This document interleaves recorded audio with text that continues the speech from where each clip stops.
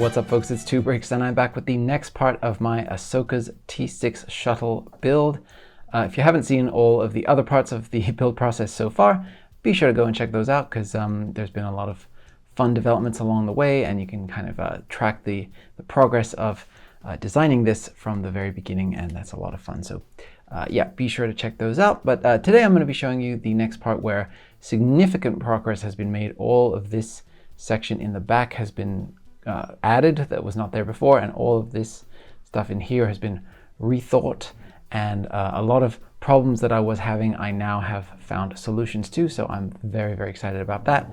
And you can see here the progress is pretty significant in the back section here as well. I'm starting to figure out the engines.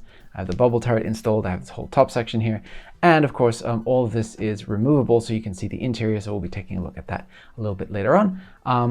All of this, of course, is midway through progress. It's just I decided that today was a good day to stop building and to shoot a video, because if I get too far, then I'll be too close to the end and I'll just want to like keep going until I'm done. So, but yeah, I have a lot of interesting, cool things to show you guys today. New techniques.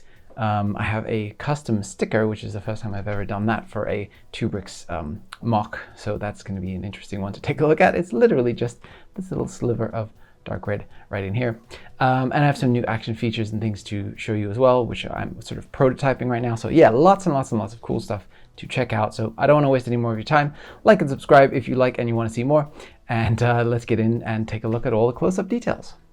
Okay, so obviously the biggest major difference is all of this, like I said, having been added since last time. This little section up here was really fun and really tricky to figure out. It involved a lot of strange angles, and all of this up here is actually what kind of helped me to crack the design. I was having designer's block for a long time because the underside of the ship, with the functionality that I have in here for the raising seat and tables, and the fact that I needed to have landing gear under here, the way that I was trying to angle these plates down, these big hull plates, it was just messing up everything, and it wasn't giving me the room that I needed to figure everything out. But luckily, once I went back and looked more closely at the actual details of the ship, I noticed that while in the drawings that I was looking at, the references, it does appear that these sections just slope straight down from the middle at a straight angle right to the edge here. They actually are flat, and then they round off. So that little bit of extra flat space to work with, especially on the bottom side, allowed me to just have so much more freedom building wise to be able to add structural support and to figure things out in terms of like how I was going to put the landing gear in. And I haven't done that yet. It's currently sitting on some blocks right now, like it's had its wheels stolen or something. But yeah, I do now have a solid plan for how I'm going to actually tackle that, so that's a really positive step. You can see in here I have the windows that let the light into Ahsoka's ship, and actually those are transparent. There's a strip of a 1 brick wide strip of light that is allowed through using this current technique that I have here, so really happy with that. I have a little door here that you can open up. That is the correct access point for people to enter the ship. It's a little bit short, but the door itself is a little bit short in the show. They don't actually show people going through it, or if they do, it's not very often. And I think people do have to crouch, because I was kind of looking at comparisons between human figures standing near the ship when it's docked and the doors are open, and it does appear that it's a pretty short doorway there, so I'm not too bothered by that. And then yeah, this angled section in here to just sort of blend these parts together was really, really fun and tricky to figure out. And it's actually attached in here using a really interesting technique where I put clip plates in here mounted on these studs off, at 45-degree off angles, and then attached a bar to them. And then I use these relatively new rounded 1x1 modified bricks with the single stud on the front, and then just the backs of them are rounded, and those allowed me to perfectly fill that gap and allow for studs to act as an attachment point for this section right here. So it was really, really fun and tricky to figure this out. I spent a long time fiddling around with this section, and that was really fun. So there's that, and then there's this whole section back here, and you folks may have seen, if you're fans of general model making stuff like me and you're subscribed to Adam Savage's Tested, you may have seen a video that he did where he interviewed the actual designer and fabricators of this ship, or designer of the live action version anyway, and they talked through the actual shooting model that they used for Ahsoka for the few kind of live action motion control shots that they did, and they revealed that this entire section actually moves up, which I have replicated here to the best of my ability so far. This is a technique that I'm going to be talking about later on, and I'm going to change. But essentially, the profile of this, when the wings are up, requires that this section sit up kind of high like this. But Dave Filoni was not a fan of how this looked and wanted it to feel more aerodynamic. So he said, what if this entire section dropped down in normal flight so it looked a little bit more sleek? So then they had to kind of build that in, and there's a whole thing about how they have like two little rods that come up in here and act as risers and push this section up for the shooting model, and that was a last minute addition, etc., etc. There's a lot of cool stuff in there, so definitely check that video out. But yeah, I have to now replicate that for my own design. So this is, like I said, just a prototype of something that could work for that, and it just has to raise up like I think 1 brick or maybe 1.5 bricks of thickness so that it matches up for when the wings rotate around, that it kind of comes right up to the edge, so that it kind of hugs the way that the body does in here with the wings. It hugs the top here as well. So that's really fun, and then I have to also replicate that for the bottom, and I have a plan for what I'm going to do with that, and that's going to be really interesting. I'll talk you through that a little bit later on when we take a look on the underside where not much has been done. But yes, this section here just comes right off currently, and it just has a little Technic assembly in here to just push it up on these 2 rods. And let me just push this back a little bit out of the way and show you this whole section right here. So this is, again, a prototype, probably going to change a little bit, but figuring out how to get all of the spacing in here for the doors to actually be able to open. The airlock doors do open, and they do that on both sides. And so here is the non-stickered side. So you can just see how it was just really bugging me how I just wanted to get that little bit of red to continue down in there. So I just whipped up a custom sticker, and the coloring that came out of my printer is actually almost like a purple bluish color of red. It's really not a good match at all, but neither is Legos most of the time, so it's fine. But then yeah, just figuring out how to make this shape in here work with the arch pieces are mounted this way so that there are studs facing up in this direction. Finishing off this little bit of cowling in here with the kind of mechanical arm piece there attached onto a stud with bar modified sticking out of there, just to kind of round that out. Just figuring out all these crazy solutions to various design challenges is so fun and such a unique part of the whole experience. But you can just pull the doors, they come forward and out. So in the show, they actually recede into the ship and then disappear somewhere.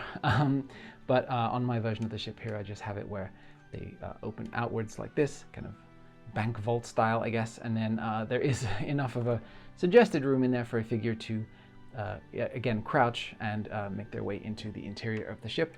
I'm very curious. So from the show, like from the parts of the interior of the ship that we've been shown, there is a corridor that leads from the ladder that is down under here, down into this bubble turret section. We see Sabine walking down there, crouching down there and making her way into the bubble turret section in the actual show. But we don't get to see when you exit out of the airlock here what actually happens. And I'm very curious when this is raised up, like what happens to the interior of this airlock. So what I'm thinking, what my headcanon is assuming, is that inside of this gray section is that tunnel. And then there's sort of a concertina sort of expanding corridor area that when this goes up, that just expands up, right? And then this fills that gap, and then that allows for someone to get down into and access this corridor that runs along here. That's my kind of assumption. Don't quote me on that. I don't know how that really works, and I don't think that the designers do either. And then you can see here I have replicated a little bit of the kind of little steps. So Ahsoka and Sabine and everybody, when they exit, they do actually step on a couple of little metallic steps there to allow them to step out and then down onto this flat surface right here. And just taking a closer look in here at all of the surface detailing and the little greeblies that make up this area. I tried to be really, really accurate with all of the greeblies in here. Like these are very specific call outs to real details. These are this whole section here that kind of folds up into and just sort of meets back in with the interior there. That was all very, very faithfully replicated, even down to like this little bit of frame that comes down here and swoops around, and then these little sections here. None of this is just accidental or random. It's very, very purposeful greebling designed to replicate as faithfully as possible what we see, even going as far as to have a little tiny bit of transparent orange in here, because it looks like from the shooting model that there's sort of an indication of windows in this section. So perhaps when somebody is crawling their way down this corridor towards the gun turret section, there might be some natural light that is let in at the end of the corridor there.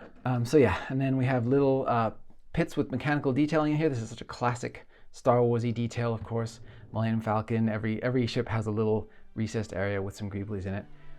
You gotta have it. I'm continuing to mix in reddish brown with the dark red throughout these different sections here to give it that little bit of beat up, worn look, because this ship is very old and has seen a lot of action. And by the end of Ahsoka Season 1, it has seen even more action. So definitely happy with that.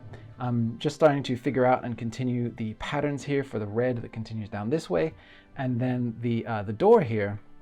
So it won't be able to do this in the actual model, but the boarding ramp is in the wing. And thank you to the folks who actually did point that out to me last episode. I was a little bit confused as to how this works. So the door kind of opens up, and I think that it actually rolls back into the ship canonically. Like it sort of has this rounded edge, and it looks like it just goes up like that. And then this will create sort of an airlock that will go down here into the ramp, the boarding ramp, and just sort of create a solid space across here that you can walk down and exit through the wing. So that's a really interesting little bit of design stuff that I'm figuring out how to accommodate in there. But essentially, when the wings are up and the ship is docked, as it was in the scene in Lothal there, where it's up against a sort of a boarding area there, you can lower this ramp down and folks will be able to access the ship. But the wings will need to be out of the way for that. And then, yeah, I'm going to be building the boarding ramp into the wing here. So there'll be one on the underside here, and then there'll be another one on the other side up, will be the top surface of that wing, so that when you rotate it down, there'll be a boarding ramp here either way. And we only see the boarding ramp on this side of the ship we only see the boarding ramp on this side of the ship consistently throughout the episodes. So I'm just going to go ahead and assume that there is only one boarding ramp on the ship here for when it's landed, and then it's just when it's got the wings up that you can enter through either side of the cabin there. So yeah, I think that's going to work out really, really well, and I'm definitely looking forward to figuring out the challenge of integrating a boarding ramp into this very complicated wing that is already too heavy, and that I'm trying to keep as light as possible because it is only supported right here on this part of the ship. But so far the Technic frame that runs through here is holding out very, very well indeed. There's no flexing or anything like that happening. And what's cool is that, as I continue designing this, there'll be more and more time that this is just sitting here testing the strength of that connection and making sure that nothing's going to warp or buckle or bend over time. And like I said, so far so good. So really happy about all of that. But yeah, so let's take a look at the interior progress that has been made, because there's a fair amount of that. Oh, actually, before we do that, let's take a look at the engine. So back here you can see we have, I've tried to replicate that rectangular shape that you see on the inside of the engine there. We have the little bit of blue engine glow. It's kind of hard to see right now. The lights in my setup are kind of hitting this from the sides only, but you can see down in there, there's a little bit of the transparent blue that is provided by a 3x3 dish in the transparent light blue. And then we have, like I said, the little rectangular shape in here that is very iconic to the engines of this particular ship. And in multiple scenes we can see that the engine I don't know exactly what these are, but the the flaps that go around the edges of this engine can open out, can flare out to, I guess, change the amount of thrust or how it's being distributed. And so I have gone ahead and replicated that function here, so you can just do that yourself, and then you can just reset it very easily, because all of these parts just line up against the edge of the inside edge of this rim of the wheel piece that I've used in here for the central support.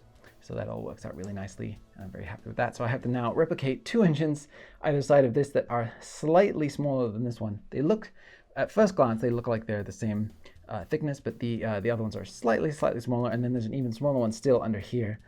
But they all open up, so it's going to be interesting to see if I can actually integrate that amongst all the different engines, because yeah, that's something that's like kind of challenging and very specific to this solution that I created here, and I'll be trying to shrink that down just a little bit for each of the other ones. So yeah, wish me luck on that. And then of course the bubble turret has been fully integrated in here as well. So you can just open up the sides ever so slightly to give you a little bit of extra room for your figure.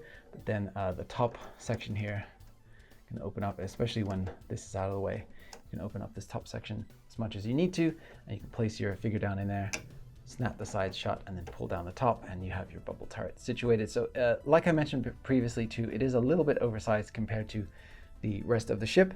This is the one part that is kind of overscaled because I really wanted to be able to sit a figure in there. And as you know, minifigures don't have the same proportions as human beings, so sometimes you need a little bit of extra space accommodation for them. But I just could not be happier with how this bubble turret came out, and especially the fact that we got these pieces from Lego for the Resistance Bomber set. They just are so perfect for this purpose, and I'm just thrilled with how this whole back section looks.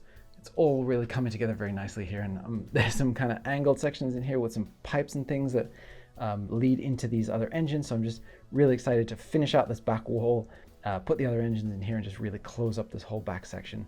That's going to be great. So yeah, really excited. The progress is feeling great.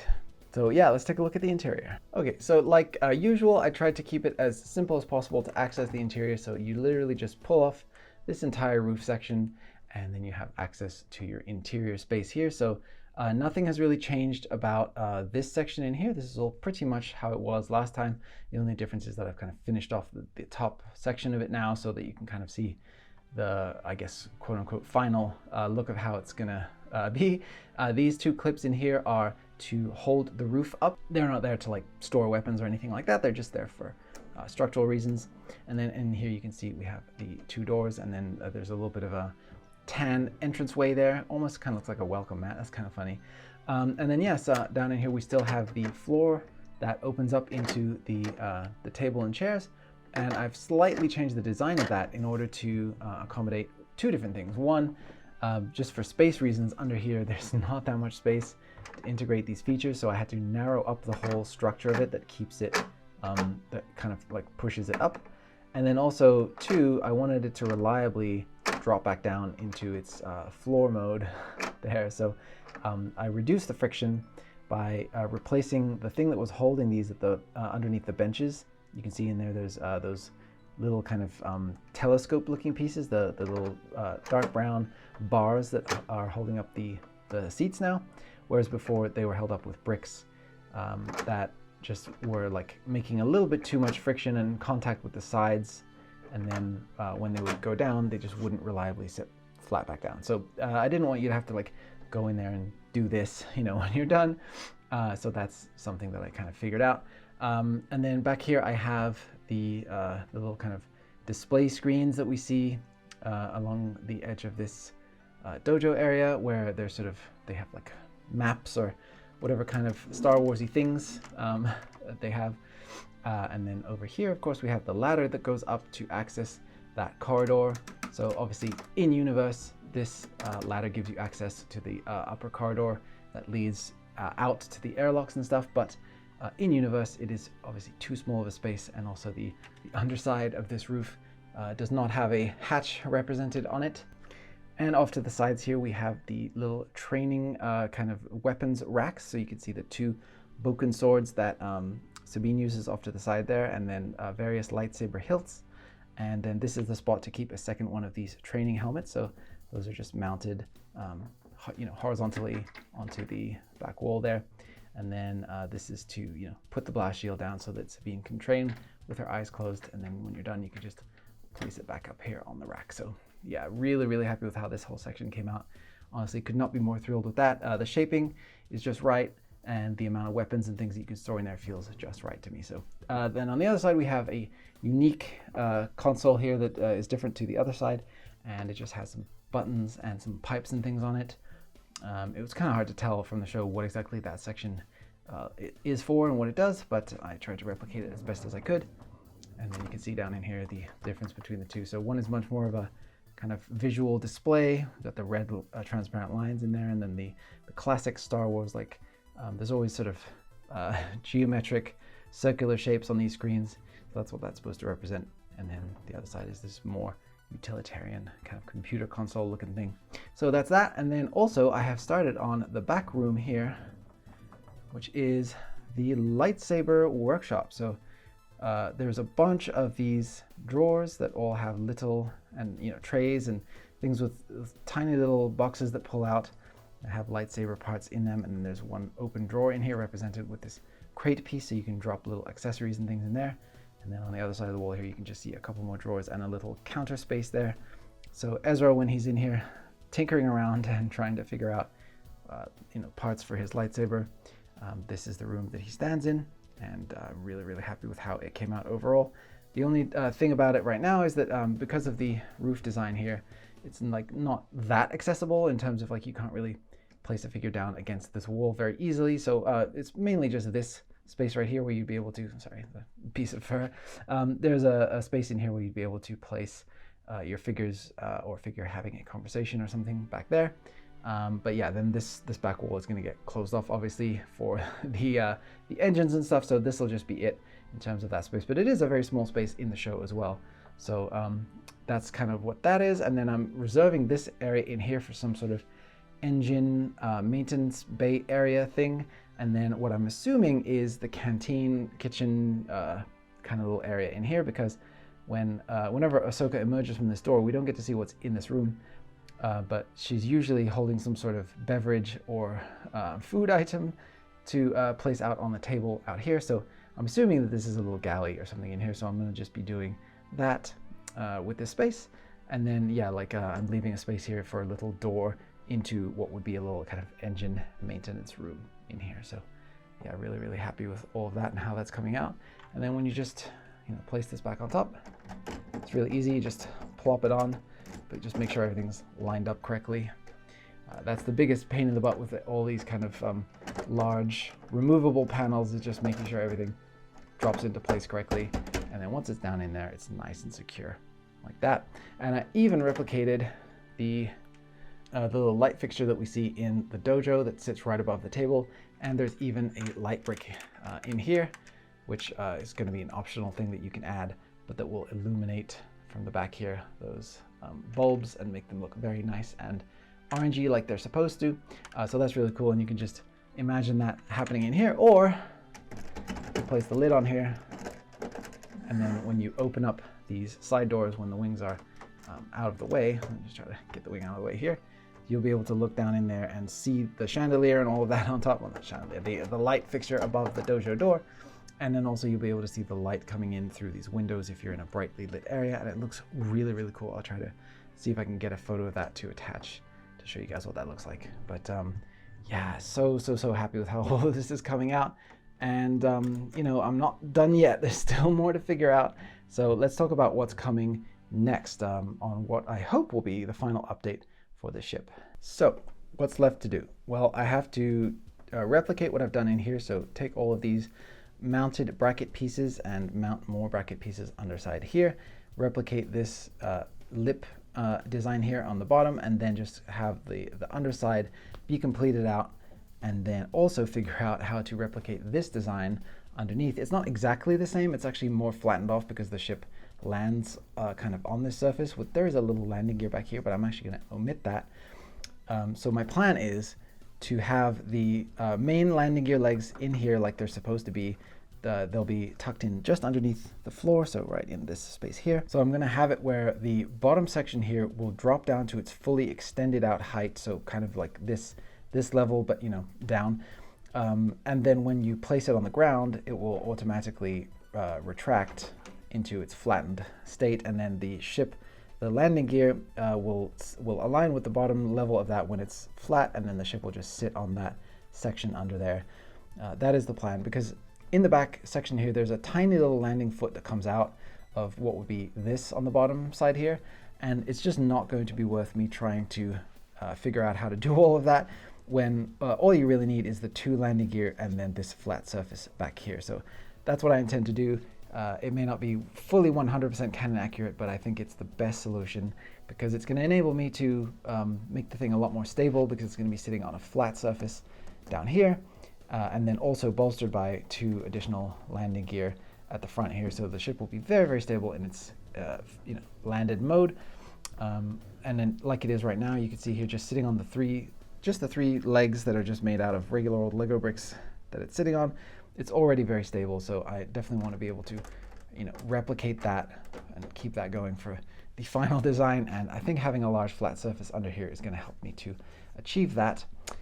So just figuring out the actual technique of how this is going to raise up and drop down when you lift the ship up, that's going to be a fun one. And then also figuring out where and how to tuck the landing gear away, and also how to integrate this reduced size mechanism. And even though it is reduced size, it is still quite large, in a way that is hidden away and that you don't see it once the kind of underside of this panel is fleshed out.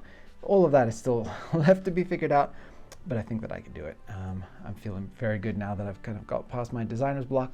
And then the other thing I have to finish, of course, is the wings. So the landing ramp, or the stairs that descend down from the bottom of the wings. Got to figure that out, and then just finish out the surface of these wings back here. And the other thing I want to do is just to redesign this mechanism and the way that this is all raised up, just to make it more solid. Like right now, it's, you know, flimsy. The way that it's attached is just with two rods loosely, so you can just lift this off. So I want to just try to like figure out something that's a little bit, you know, better integrated, while keeping the design of this whole piece, because I really like how this piece turned out. And the fact that it can like sit right down and kind of hug over the top of this bubble and then raise up here is just, it just looks exactly like it's supposed to look. So I don't want to mess with any of that, but I just want to figure out how to integrate it a bit more cleanly into the design. So that's about it. And hopefully this last update is going to feel even more substantive than this one, because the sheer volume of wing back here is just insane. That's left to do still. And hopefully this connection that's been holding out very nicely so far continues to do so, because I would really hate to have to rethink everything once I get there and the wings are just collapsing under their own weight. So wish me luck on that. That's going to be interesting. So yeah, that's about going to do it. Let me know what you folks think of the progress so far. I've really had a blast getting in and just getting really into the nitty-gritty of this design and figuring things out and finishing it up. So yeah, we're all hands on deck now, full steam ahead, just charging to the finish line. So it's a lot of mixed metaphors there. But yeah, let me know what you guys think in the comments below. Let me know if you think that this is awesome or if you think it sucks. I'm happy to hear either side of the coin. I'll be working on the next part of this regardless. Like I said, hurrying toward the finish line so that I can make the instructions for this bad boy and then get it out to you folks as soon as I can. So yeah, I'm gonna get to work. Thank you all so much for watching. I know that you're liking and subscribing and commenting to help YouTube to know that you like the content. And if you watched up until this point, thank you very much. And if you've watched the entire series up until this point, thank you very much for the support and the engagement. So I'll see you on the next video. Thank you guys so much for watching, and may the force be with you.